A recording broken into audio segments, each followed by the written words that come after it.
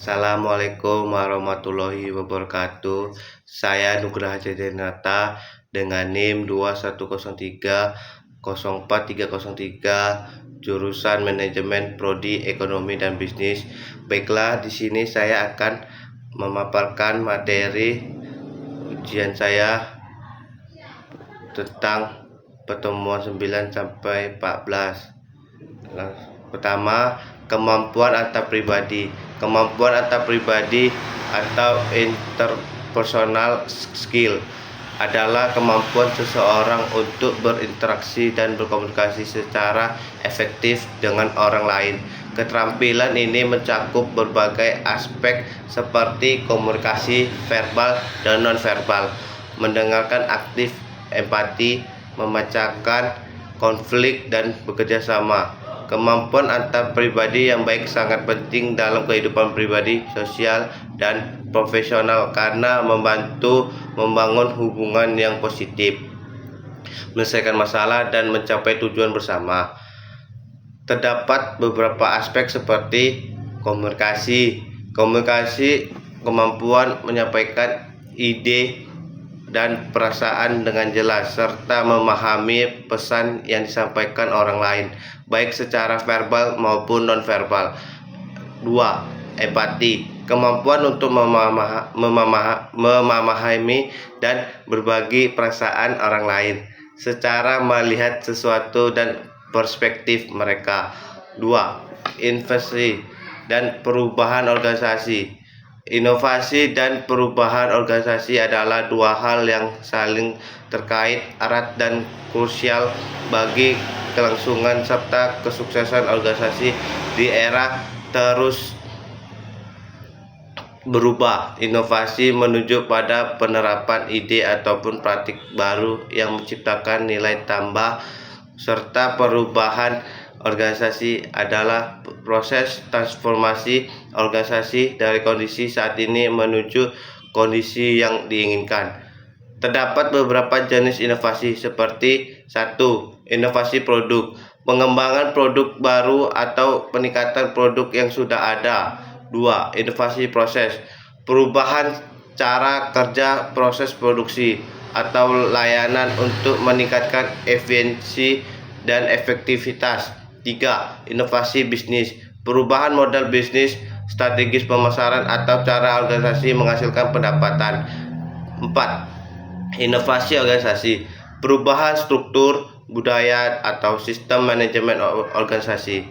Hubungan inovasi dan perubahan inovasi seringkali menjadi pendorong utama perubahan organisasi. Untuk mengadopsi inovasi, organisasi perlu melakukan perubahan dalam berbagai aspek seperti struktur, budaya, proses, dan sistem. Sebaiknya perubahan organisasi juga dapat menciptakan peluang. Organisasi juga dapat menciptakan lingkungan yang mendukung inovasi.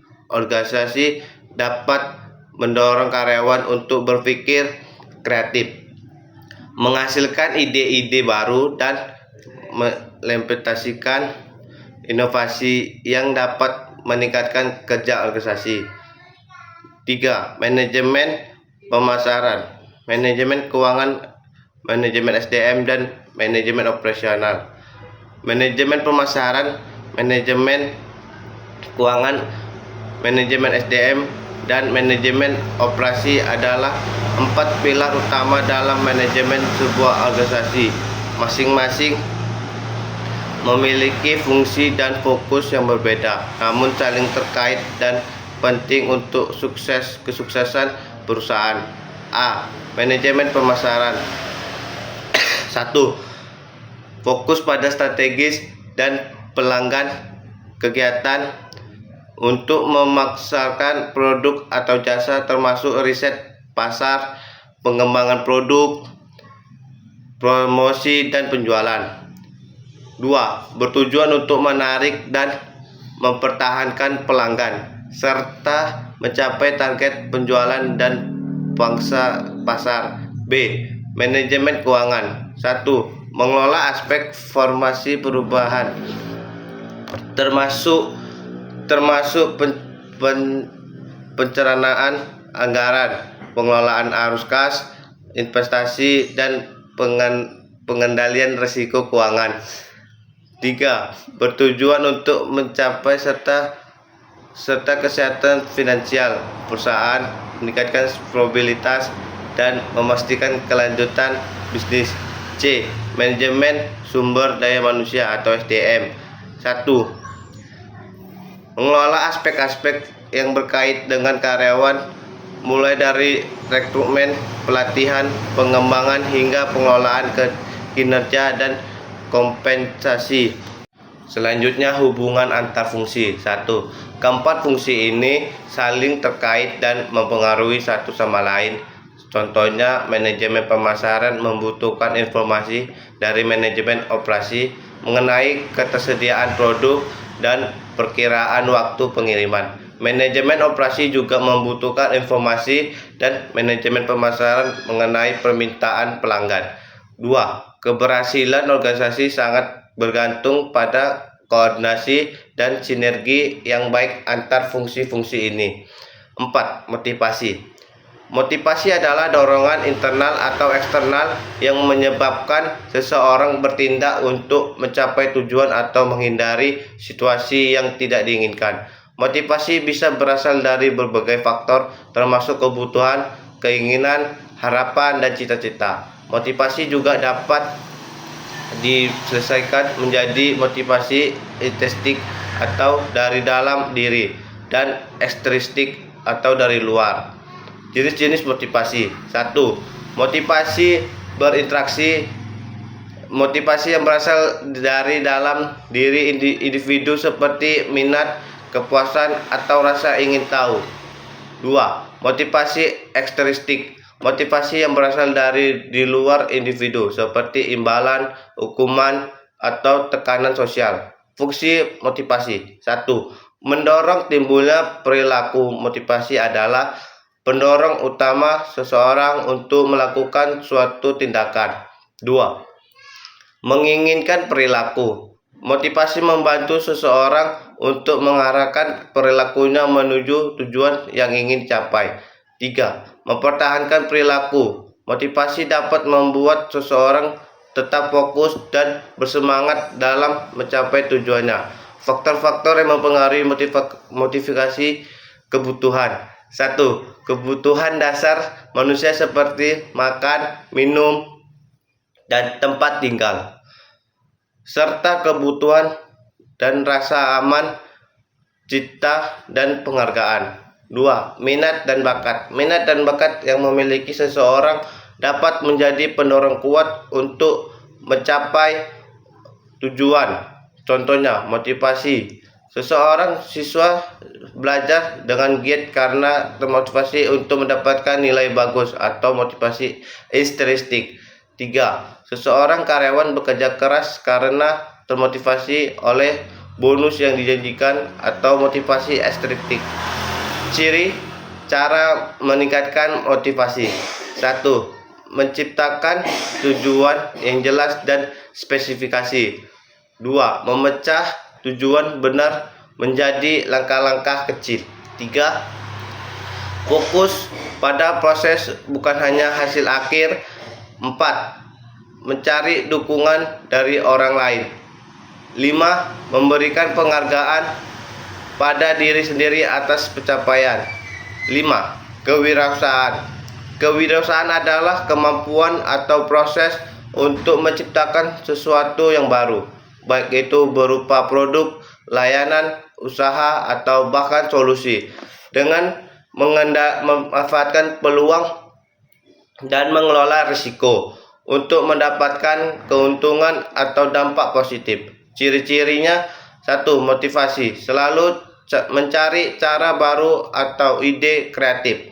2. Berani mengambil risiko, tidak takut gagal tetapi mampu mengelola risiko dengan baik. 3. Mandiri dan percaya diri, tidak tergantung pada orang lain.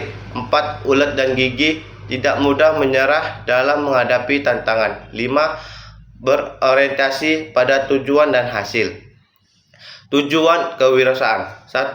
Meningkatkan kesejahteraan pada pribadi dan masyarakat. Kedua, menciptakan lapangan pekerjaan. Ketiga, mengembangkan potensi dan inovasi lokal.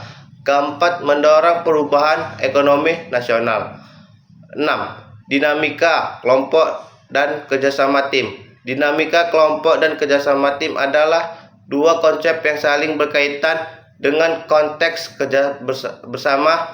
Dinamika kelompok menuju pada interaksi dan hubungan antar anggota dalam suatu kelompok, termasuk pola komunikasi, norma perilaku, dan cara pengembalian keputusan. Sementara itu, kerjasama tim menekankan pada upaya kolaborasi anggota tim untuk mencapai tujuan bersama, dengan fokus untuk mendapatkan tujuan bersama dengan fokus, koordinasi, komunikasi, dan saling mendukung. Contoh pembagian tugas dalam proyek: rapat tim untuk membahas kemajuan, saling memberikan umpan baik, dan bekerja sama dalam menyelesaikan masalah.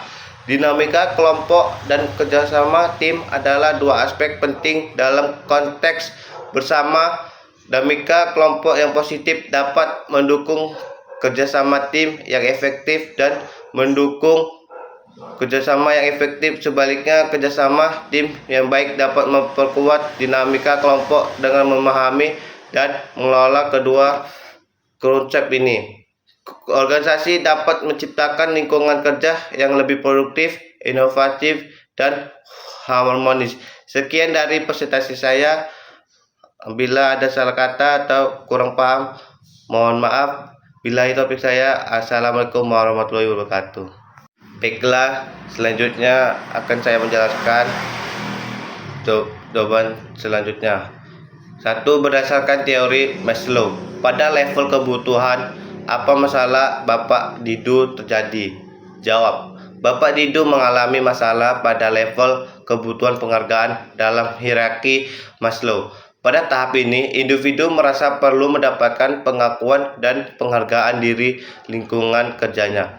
Ketidakpuasan Bapak Didu terkait dengan perasaan tidak dihargai, kurangnya peluang promosi, dan gaji yang setara.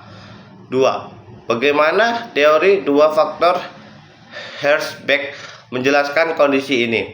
Jawab: Teori dua faktor Herzberg memisahkan faktor-faktor yang menyebabkan kepuasan kerja atau motivator dan faktor-faktor yang menyebabkan ketidakpuasan kerja atau hinder.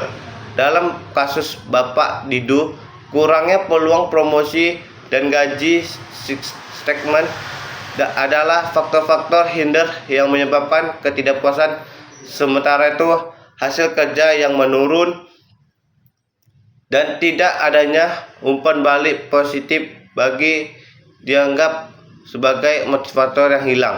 3. Langkah yang seharusnya dilakukan oleh manajer untuk motivasi kembali Bapak Didu. Jawab: A. Umpan balik konstruktif. Berikan umpan balik yang jujur dan konstruktif mengenai kinerja Bapak Didu. B. Pelatihan dan pengembangan. Tawarkan program pelatihan atau pengembangan karir untuk meningkatkan keterampilan dan berkompetensi baik Bapak Didu. C. Penghargaan, pengakuan. Berikan penghargaan atas kontribusi dan pencapaian Bapak Didu. D. Dialog terbuka. Buat saluran komunikasi yang terbuka agar Bapak Didu merasa dihargai dan didengar. 4. Jika Anda adalah manajer SDM, apa strategis jangka pendek dan jangka panjang yang bisa diterapkan? Jawab: A. Jangka pendek. B. Lakukan evaluasi kinerja, mendapatkan dan berikan sanksi dan peringatan jika diperlukan. 2. Tingkatkan komunikasi dan umpan balik secara berkala. B. Jangka panjang. Rancang program pengembangan karir yang jelas dan menarik. Pastikan struktur gaji dan insentif kompetitif untuk mempertahankan karyawan berbakat. 3. Fokus pada budaya perusahaan yang positif dan inklusif untuk meningkatkan kepuasan kerja secara keseluruhan. 5. Bagaimana penggunaan teori ekstratis dalam membantu menjelaskan masalah ini? Jawab. Teori ekstensif Fromm menekankan pentingnya hubungan antara usaha yang diberikan oleh karyawan dan hasil yang diperoleh. Untuk Bapak Dido, penting untuk memastikan bahwa ia melihat jelasnya hubungan antar kerja kerasnya dan imbalan yang diterimanya. Manajer harus memastikan bahwa